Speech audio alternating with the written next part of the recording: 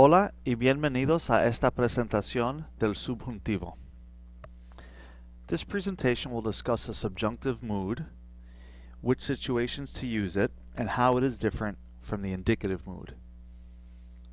The previous video discussed how to conjugate verbs into the subjunctive mood. Up until now, you've been using what is called the indicative mood. It's used to talk about facts or actual events that happened, that are happening, or that will happen with certainty.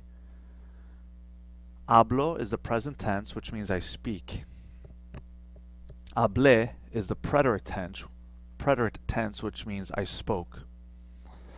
Hablaba is the imperfect, which means as a child I used to speak, or in the past I spoke often. Hablaré is the future tense, and this is saying that I will speak with certainty. Spanish has another way of speaking, which is called the subjunctive mood. The subjunctive, again, is not a tense, but it is a mood.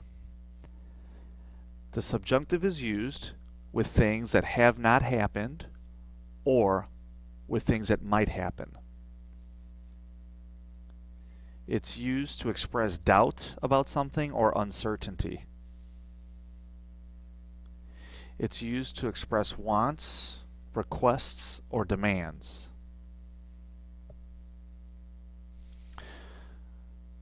A sentence that is written in the subjunctive has three distinct parts. The first part is the independent clause. It can stand on its own. It has a subject and a conjugated verb, and again, ella quiere technically is a sentence that is a complete sentence because of the subject and verb that it has. This independent clause is always in the indicative. In this case, ella quiere is in the present tense, but it can be in the future, in any of the past tenses, the preterite or the imperfect. This part of the sentence is what is the recommendation, the suggestion, the prohibition, the want, the request. It can also express doubt. The second part of a sentence that is written in the subjunctive is the word que. Most times, 99% of the time, sentences that you'll come across in the subjunctive have the word que, which separates the independent clause from the dependent clause. The dependent clause cannot stand on its own. It is not a complete sentence. It cannot stand on its own because the verb is not conjugated in the indicative mood, but it's conjugated in the subjunctive mood. Aprender is an ER verb. The indicative conjugation in the present tense would be yo aprendo, but if you notice, the subjunctive form of aprender is aprenda. This is the subjunctive verb in the dependent clause. The dependent clause, again, cannot stand on its own, and it's what should happen, or in this sentence, what she wants you to do. This doesn't mean that you're going to do it. There is some doubt, there is some uncertainty, so that's why the second part of the sentence is in the subjunctive mood.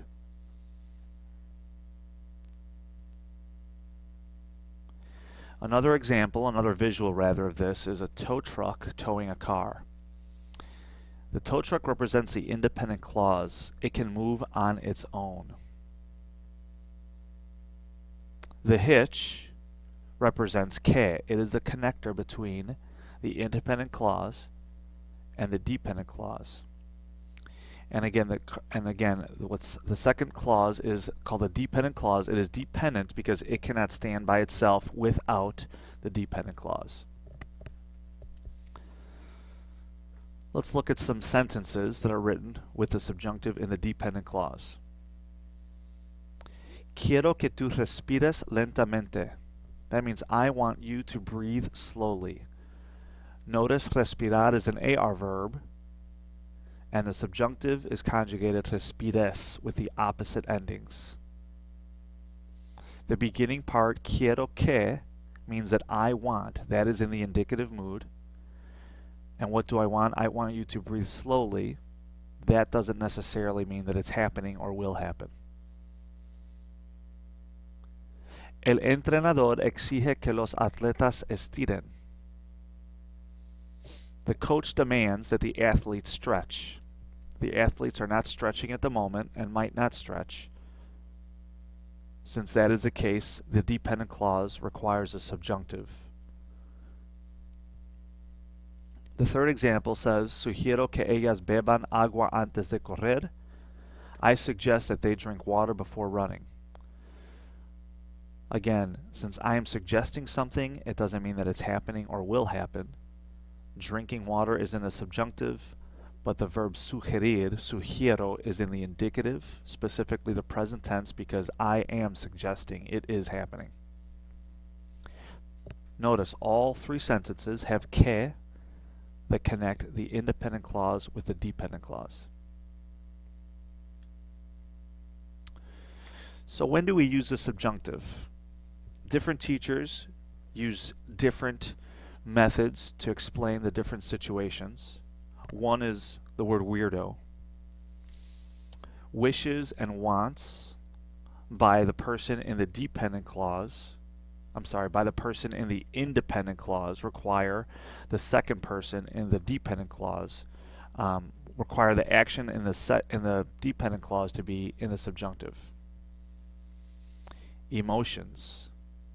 When an emotion is expressed in the independent clause, the subjunctive is required in the dependent clause.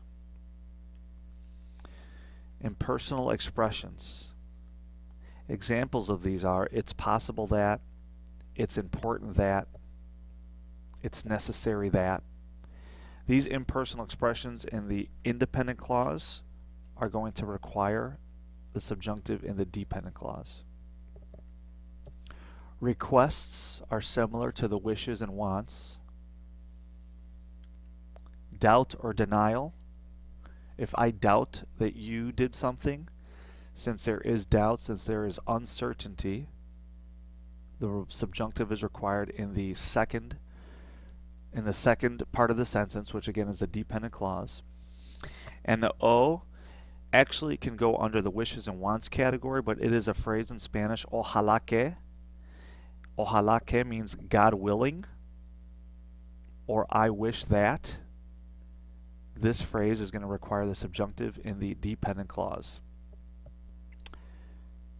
To review, the subjunctive is a mood which is different from what you've learned so far in Spanish, the indicative mood. The indicative mood includes tenses such as the present tense, the preterite, the imperfect, the future. The subjunctive expresses things that might happen or expresses doubt about something happening, wishes, wants, requests for something to happen. There are three distinct parts to the subjunctive. The independent clause. This is written in the indicative mood. This sentence, this clause can stand on its own as a sentence. The second part is the hitch, or the word que, which connects the independent clause with the third part, which is the dependent clause. This clause cannot stand on its own, and this is written in the subjunctive mood. Gracias por ver esta presentación y te deseo mucho éxito.